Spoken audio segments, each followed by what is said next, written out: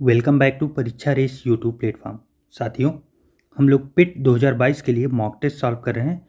यह हम लोगों का 23वां मॉक टेस्ट है। अब तक हम लोगों ने 22 मॉक टेस्ट कंप्लीट कर लिए हैं। आप लोग अगर नहीं देखें तो चैनल के प्लेलिस्ट पे जाके उसे देख सकते हैं। चलिए, टोटल इसमें जीएस के 30 प्रश्न रहेंगे। आप लोग अपनी तैयारी को परखें कि आपका कितना सही है और कौन सा सेक्शन आपका सही नहीं है, उसके बारे में और ज़्यादा डिटेल लेके उसकी पढ़ाई अच्छे से करें। चलिए शुरू करते हैं। आज का पहला प्रश्न है, किस सिख गुरु ने विद्रोही राजकुमार खुसरो की सहायता धन और आशीर्वाद से की थी? देखिए, ये खुसरो कौन थे? खुसरो जो है ये जहांगीर के पुत्र थे। किसके? जहांगीर के पुत्र थे खुसरो। खुसरो जो है वो आ गए थे, गुरु अर्जुन देव के साथ मिल गए थे। गुरु अर्जुन देव ने इन्हें जहांगीर के साथ विद्रोह करने के लिए उकसाया था। उन्हें बताया था कि आप राजा बन सकते हैं, आप गद्दी ले सकते हैं। इसीलिए खुसरो जो है पूरी तरह से तैयार हो गए थे गुरु अर्जुन देव के साथ। तो यह बात जब पता चलती है किसको? जहांगीर को। तो जहांगीर जो है गुरु अर्जुन देव को पकड़वा के उनकी हत्या करवा देता है। तो यहाँ जो है पूछा गया है, खुसरो को इस सहायता धन और आशीर्वाद से किसने की थी? तो गुरु अर्जुन देव के द्वारा किया गया था। चलिए नेक्स्ट है, उत्तर भारत में चांदी का सिक्का टका जारी करने वाला कौन मध्यकालीन शासक था? टका।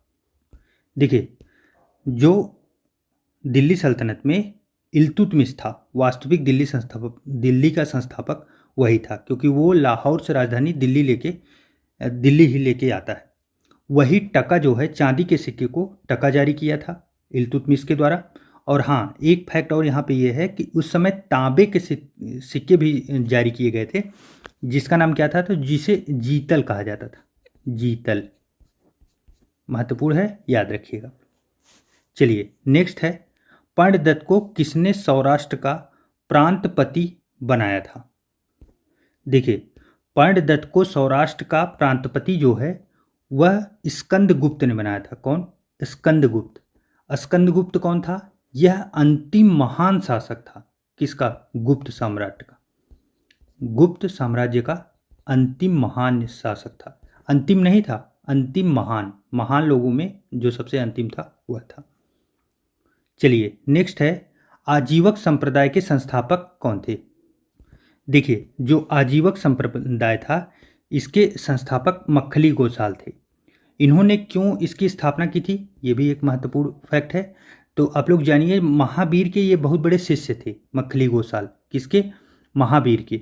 महावीर के बहुत बड़े शिष्य थे, लेकिन उनसे मतभेद हो जाने के कारण इन्होंने आजीवक नाम का एक नया संप्रदाय स्थापित किया। तो इसीलिए ये बार बार प्रश्न पूछा जाता है, महत्वपूर्ण है, आप लोग जानते रहिए। नेक्स्ट है, सिंधु घाटी सभ्यता का कौन सा स्थान अब पाकिस्तान में है? चलिए, कालीबंगा। कालीबंगा पहले हम लोग मैप पे देख चुके हैं पिछले टेस्ट पेपर में, आप लोग ध्यान रखिए। कहाँ पे है कालीबंगा? राजस्थान में। हड़प्पा कहाँ है? हड़प्पा जो है ये पाकिस्तान में, पाकिस्तान। और लोथल गुजरात में अवस्थित है, जबकि आलमगीरपुर यह मेरठ में यूपी में पड़ता है। महत्वपूर्ण है, इसलिए चार के चारों आप लोग याद रखिए। जो सही जवाब होगा वो बी होगा, क्योंकि पाकिस्तान वाला पूछा गया है।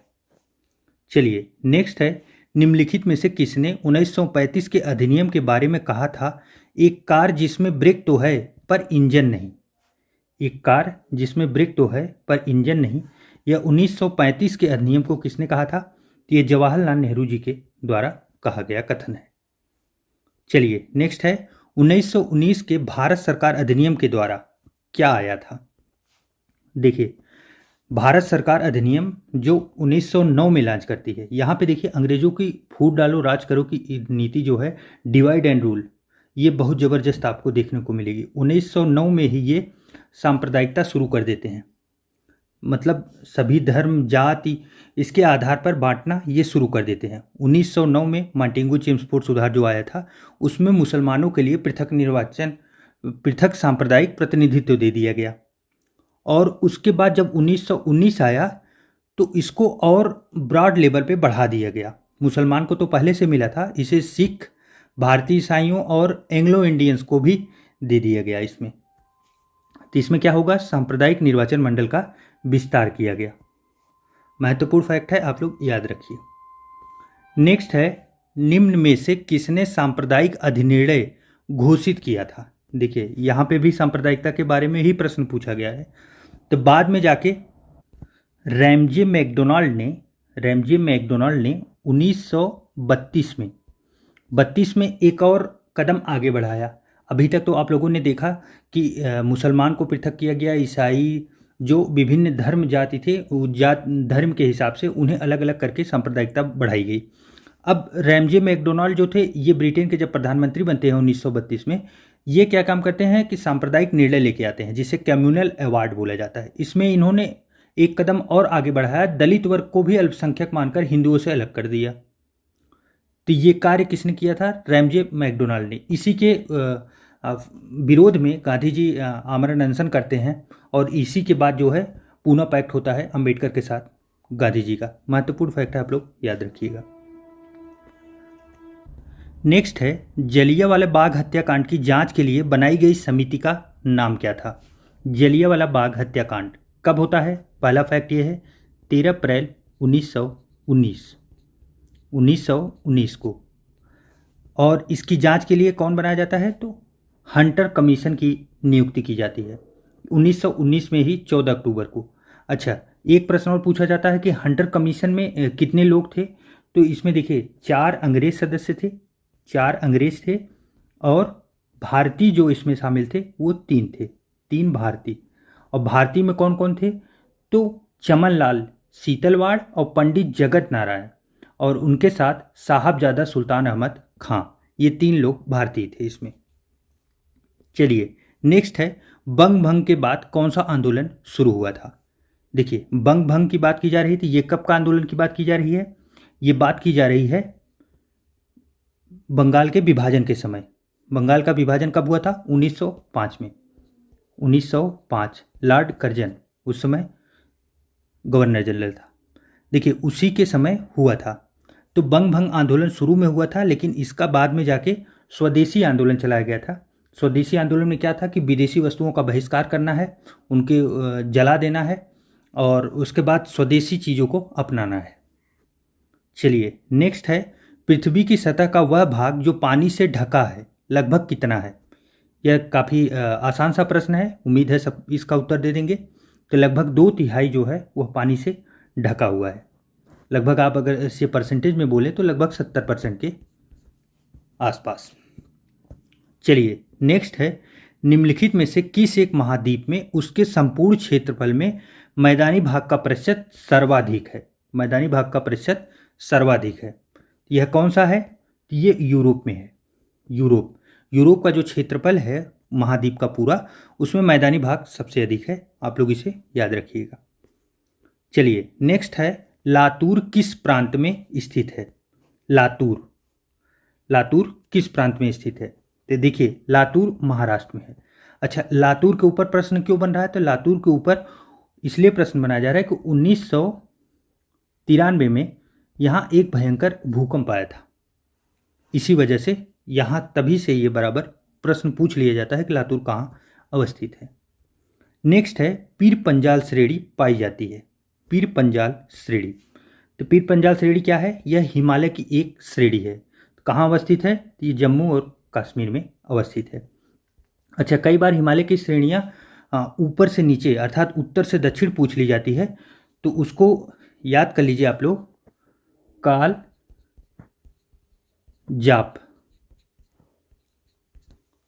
जाप और उसके नीचे आएगा शिवालिक, इसके नीचे आएगा शिवालिक। अब कालजाप से शिवालिक कैसे हुआ, तो पहला है काराकोरम, फिर लद्दाख, फिर जास्कर, फिर उसके नीचे आएंगे तो पीर पंजाल, फिर उसके बाद शिवालिक। ये रही उत्तर से दक्षिण जो हिमालय की श्रेणियाँ रही। तो आप इसे याद कर लीजिएगा ट्रिक के माध्यम से। चलिए नेक्स्ट है, 2011 में देश के निम्नलिखित राज्यों में से साक्षरता दर सबसे कम कहाँ थी। सबसे कम पूछी जा रही है, कहाँ थी, तो ये बिहार में थी। और मैक्सिमम कहाँ था, मैक्सिमम केरल में। चलिए नेक्स्ट है, भारत के आर्थिक सुधार का जनक किसे कहा जाता है? आर्थिक सुधार का जनक। देखिए, जब भी इकोनॉमी से रिलेटेड आर्थिक सुधार की बात आए तो सबसे बेहतरीन कौन थे? मनमोहन सिंह जी थे। क्यों? क्योंकि 1991 में जब उदारीकरण आया था हमारे देश में, उस समय यही वित्त मंत्री थे और इन्होंने ही पूरा जिम्मेदारी लेके संभाला था पूरी देश की अर्थव्यवस्था को। उस समय सरकार कितनी थी? सरकार पीवी नरसिम्हा राव की सरकार थी। चलिए, नेक्स्ट है, भारत में छिपी हुई बेरोजगारी, जिसे प्रच्छन्न बेरोजगारी कहा जाता है, मुख्य रूप से संबंधित है किस क्षेत्र से? देखिए, जो कृषि क्षेत्र है इसमें छिपी हुई बेरोजगारी अवस्थित है। क्यों? छिपी हुई बेरोजगारी का मतलब ऐसा है कि आपको लग रहा है कि आप काम कर रहे हैं, लेकिन आपके उस काम के बदले वो वैल्यूएशन आपको नहीं मिल रही। आपका काम जो है वो वैल्यूएशन के हिसाब से नहीं हो रहा है। तो कृषि में तो ऐसे क्षेत्र बहुत हैं।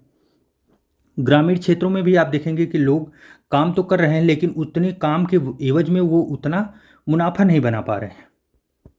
जबकि शहरी क्षेत्रों में आप देखेंगे तो जितना वो काम करते हैं उतना उनको पैसे मिलता है। विनिर्माण क्षेत्र में भी ऐसा ही होता है, क्योंकि वो जॉब पे जाएंगे, फिर काम करेंगे, तो फिर उनकी बाद में सैलरी बनेगी।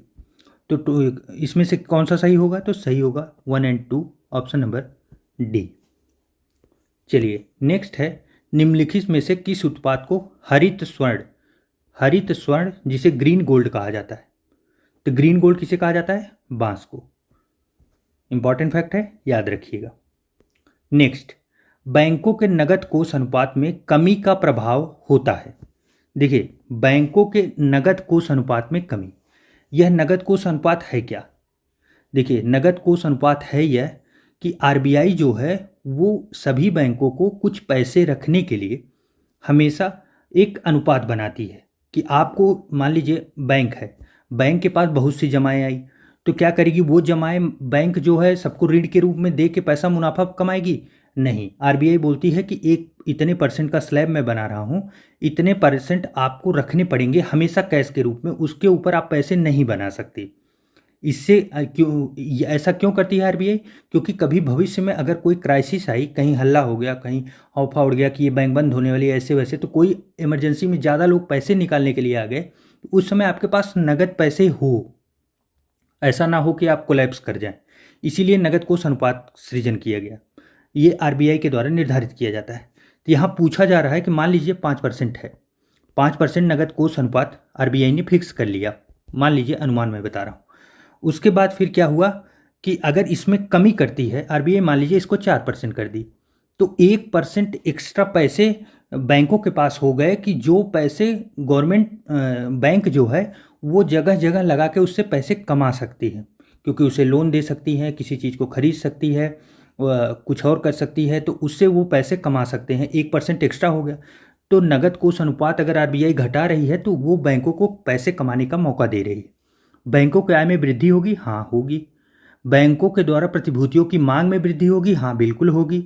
बैंकों के साख प्रसार के लिए धन की उपलब्धता हो जाएगी, तो वो तो मैंने पहले ही बताया। तो क्या होगा इसमें? ऑप्शन नंबर डी सही होगा। चलिए, नेक्स्ट है, हिंदू समृद्धि दर का संबंध किस समृद्धि दर से है? देखिए, हिंदू समृद्धि दर का संबंध जो है वो जीडीपी से है। किससे? सकल राष्ट्रीय उत्पाद से। इसको पहले ही हम लोगों ने देखा है, पीछे के टेस्ट पेपर में आप लोग देख लीजिएगा, इसके कंसेप्ट टोटल क्लियर हो जाएंगे। नेक्स्ट है, पंचायत के सरपंच का चुनाव कैसे होता है? देखिए, ये काफ़ी कन्फ्यूजन वाला प्रश्न है कि पंचायत के सरपंच का चुनाव, हम लोग देखिए ऐसा लगता है कि जनता द्वारा प्रत्यक्ष चुने जाते हैं, जबकि ऐसा है नहीं। पंचायत के जो सरपंच होते हैं वो पंचों के द्वारा चुने जाते हैं, और जनता के द्वारा अगर कोई चुना जाता है तो वो पंच चुने जाते हैं। इसलिए ये काफ़ी ट्रिकी प्रश्न है, इसलिए बनाया भी गया है, महत्वपूर्ण है, आप लोग इसे जानते रहिए। नेक्स्ट है, राष्ट्रपति को निम्नलिखित आधार पर महाभियोग की प्रक्रिया द्वारा उसके पद से हटाया जा सकता है। इंपॉर्टेंट है, ध्यान रखिए। क्यों? क्योंकि राष्ट्रपति पर महाभियोग चलने जा रहा है, और राष्ट्रपति पर अगर संविधान में जिक्र किया जाए तो सिर्फ एक ही चीज जिक्र की गई है, वो है संविधान के अतिक्रमण उल्लंघन पर।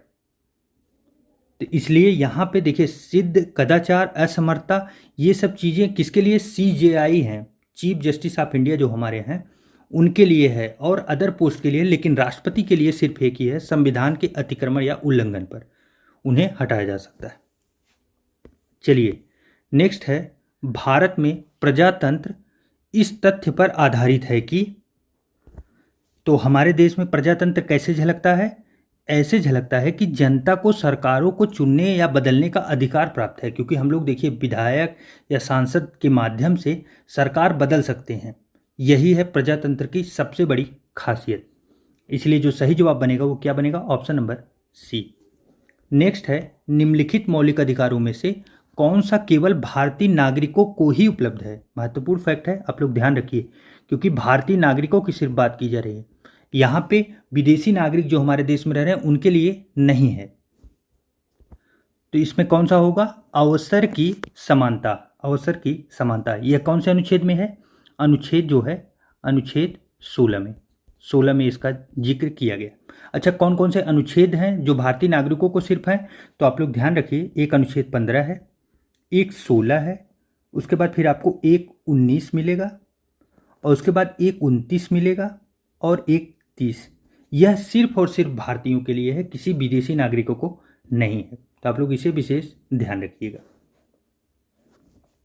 चलिए नेक्स्ट है, भारत के संविधान की प्रस्तावना में कितने प्रकार के न्याय, स्वतंत्रता, समानता एवं भ्रातृत्व का इसी क्रम में उल्लेख किया गया है? आप लोग पीछे के टेस्ट में देखे होंगे, हमने पूरी तरह से प्रस्तावना पूरा पढ़ा था और पूरा पढ़ के उसमें आपको बताया भी था। क्या बताया था? न्याय जो है, न्याय टोटल 3 प्रकार के हैं। कौन कौन से हैं? सामाजिक, आर्थिक और राजनीतिक न्याय। उसके बाद क्या बात होती है? स्वतंत्रता की। स्वतंत्रता कितने प्रकार की है? स्वतंत्रता टोटल 5 प्रकार की दी गई है। विचार की, अभिव्यक्ति की, धर्म, विश्वास एवं उपासना की स्वतंत्रता। जबकि समानता की बात की जाए तो 2 प्रकार की समानता इसमें समाहित की गई है, एक प्रतिष्ठा की और एक अवसर की।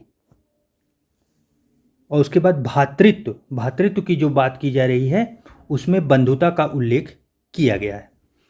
तो इस प्रकार आप लोग इस प्रश्न का जो सही जवाब बनेगा वो बनेगा क्या? Option number A. चलिए नेक्स्ट है, ऊर्जा के विकल्प के रूप में किस स्वरूप को स्वीकारा जाता है? देखिए, ऊर्जा का जो है विकल्प की बात की जा रही है। ऊर्जा की विकल्प मतलब जो ट्रेडिशनल ऊर्जा चल रही है उस ऊर्जा से अलग ऊर्जा, तो वह कौन सी है? देखिए, हमेशा हम लोग बात करते हैं हाइड्रोजन फ्यूल की, क्योंकि इसकी मात्रा बहुत है और इसमें इतनी पावर है कि यह रॉकेट इंजन से लेके एक छोटे से दुपहिया वाहन तक भी चलाने में सक्षम है, और छोटी सी मात्रा काफ़ी दूर तक ट्रेवल करने के लिए बहुत पर्याप्त है अपने आप में। तो इसलिए ये जो है हम लोगों का विकल्प के रूप में बनाया जा सकता है, किसको? हाइड्रोजन को। नेक्स्ट है, निम्नलिखित में से किस एक का निर्माण हमारे शरीर में नहीं होता? किसका निर्माण हमारे शरीर में नहीं होता? तो देखिए, विटामिन ए और विटामिन सी, यह दोनों का निर्माण हमारे शरीर में बिल्कुल भी नहीं होता। इसलिए आप लोग इसे फैक्ट के रूप में याद रखिए। बाकी यहाँ पे जो प्रोटीन है, हार्मोन और एंजाइम, इन सब का निर्माण हमारे शरीर में होता है। नेक्स्ट जो है, निम्नलिखित में से कौन सा पहला सफल क्लोन जंतु था? देखिए, पहला सफल क्लोन जो है वह कौन था? तो वह भेड़ था। भेड़ के बच्चे को बनाया गया था क्लोन के रूप में, और यह उपलब्धि कब प्राप्त की गई थी? तो 1996 में यह उपलब्धि प्राप्त की गई थी। कौन से जो उस समय संस्थान के द्वारा? तो स्कॉटलैंड में एक रासलिन संस्थान थी, उसी के द्वारा ये उपलब्धि प्राप्त की गई थी। चलिए नेक्स्ट है, दूध का औसत पीएच मान कितना होता है? देखिए, दूध का जो औसत पीएच होता है वह 6.4 से लेके 6.8 के बीच में होता है। महत्वपूर्ण फैक्ट है, आप लोग याद रखिए, सीधा फैक्ट के रूप में पूछा जा सकता है। तो सही जवाब क्या बनेगा? तो इसके नियर बाई 6.6 हम लोगों का सही जवाब बनेगा। नेक्स्ट एंड लास्ट क्वेश्चन है, चुंबकीय सुई किस तरफ संकेत करती है? देखिए, चुंबकीय सुई वाला जो कंपास आप लोग देखे होंगे कई बार, वो सबसे ज़्यादा यूज कहाँ होता है? समुद्र में जो नौकायन होता है वहाँ पे चूँकि दिशा पता नहीं चलती, इसलिए इसका उपयोग किया जाता है। तो चुंबकीय सुई हमेशा जो है उत्तर और दक्षिण को निरूपित करती है। तो देखिए, इसमें दक्षिण ऑप्शन है नहीं, इसलिए हम लोगों का सही जवाब उत्तर बनेगा। उत्तरी ध्रुव या दक्षिणी ध्रुव की ओर ये संकेत करता है। इस प्रकार साथियों, हम लोगों का 30 प्रश्नों का ये श्रृंखला समाप्त हुआ। आपके कितने सही हुए कमेंट करके आप लोग जरूर बताइएगा। मिलते हैं एक नए वीडियो में, तब तक के लिए ढेर सारा प्यार और नमस्कार।